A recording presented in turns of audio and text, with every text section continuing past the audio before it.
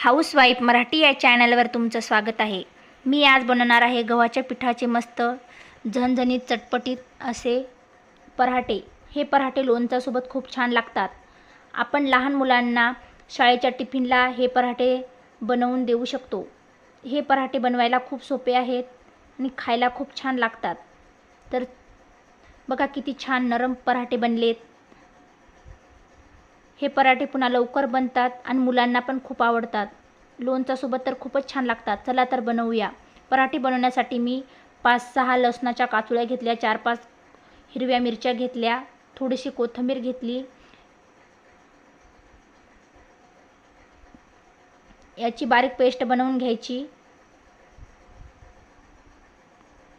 बारीक पेस्ट बनवायची आपण मस्त बारीक वाटून घ्यायचं।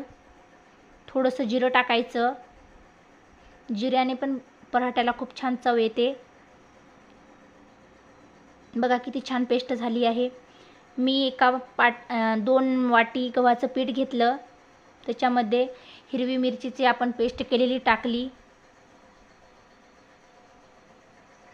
थोडीशी हळद टाकायची, चवीपुरतं मीठ टाकलं, मस्त मिक्स करून घ्यायचं।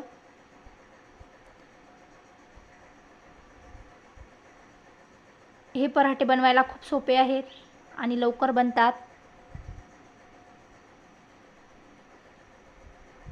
मुलांना आपण लवकर शाळेत टिफिनला देण्यासाठी लवकरच बनतात। नक्की बनवून बघा तुम्ही, तुम्हाला पण खूप आवडतील। मी पीठ मळून घेतलं व्यवस्थित, त्याला चोळून घ्यायचं हाताने। पाण्याचा हात लावून व्यवस्थित पीठ मुलायम करून घ्यायचं। 10 मिनिटं झाकून ठेवायचं पीठ। नंतर त्याचे बारीक बारीक आपण लाट्या बनवून घेऊ। बघा मी पूर्ण लाट्या बनवून घेतल्या। आता मी लाटायला सुरुवात करते। मी पिठामध्ये बुडवून घेतली लाटी, तर गोल लाटून घ्यायची। पतली पोळी लाटून घ्यायची मस्त। याला पूर्ण तेल लावून घ्यायचं पोळीला, पराठ्याला।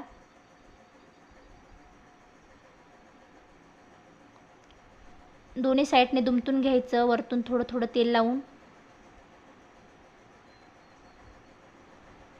हाताने मस्त पसरून घ्यायची, पिठात बुडवायची व मस्त पोळी लाटून घ्यायची पराठा।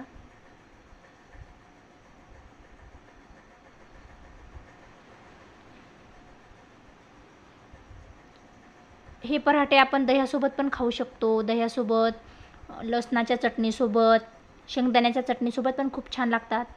पराठा लाटून घेतल्यानंतर त्याच्यामध्ये बोटाने होल करायचं, पळीने याच्यामध्ये तेल सोडायचं थोडंसं, पूर्ण पराठ्याच्या बाजूने तेल सोडायचं।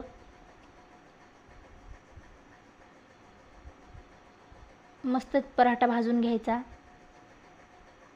बघा किती छान पराठा झालेला आहे। माझ्या मुलांना तर खूप आवडतात पराठे खायला।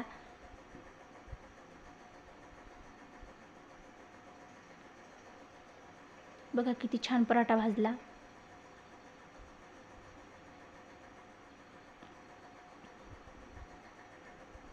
तुम्हाला जर माझी रेसिपी आवडली असेल तर माझ्या चॅनलला लाईक, शेअर, सबस्क्राईब नक्की करा। माझा पूर्ण व्हिडिओ बघितल्याबद्दल धन्यवाद।